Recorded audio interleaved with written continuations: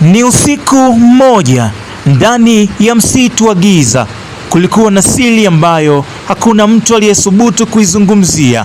Watu wa kijiji waliamini kuwa kuna msichana anajitokeza wakati wa usiku tu, na yeyote anayemfuata maisha yake hubadilika milele.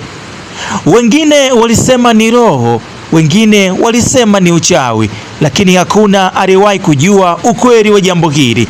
Mpaka siku moja kijana mmoja alipothubutu kufuata mwanga wa ajabu uliokuwa unatokea katikati ya msitu. Hakujua kuwa hatua ile ni moja na hatua ambayo ingeanza hadithi yake ya mapenzi iliyojaa siri, hatari na nguvu za ajabu. Hii ni hadithi ya kawaida, hii si hadithi ya kawaida. Ni hadithi ya mapenzi yaliyofungwa na uchawi wa giza. Karibu usikilize hadithi ya mapenzi ya uchawi ya usiku. Msimulizi yako ni mimi, naitwa Chris J.R. Ungana mimi kuanzia mwanzo mpaka mwisho uweze kupata nini ambacho kipo kwenye hadithi hii. Kulikuwa na kijana mmoja aliyeitwa kwa jina la Amani. Amani aliishi katika kijiji kidogo kilichozungukwa na msitu mkubwa na wa kutisha sana.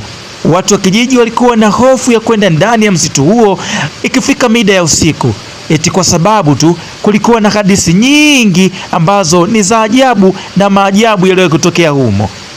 Lakini hakuwahi kuamini sana hadithi hizo kijana mmoja aliyeitwa kwa jina la Amani. Siku moja jioni, alipokuwa anarudi nyumbani kutoka shambani, aliona mwanga wa ajabu ukiwa ndani ya msitu.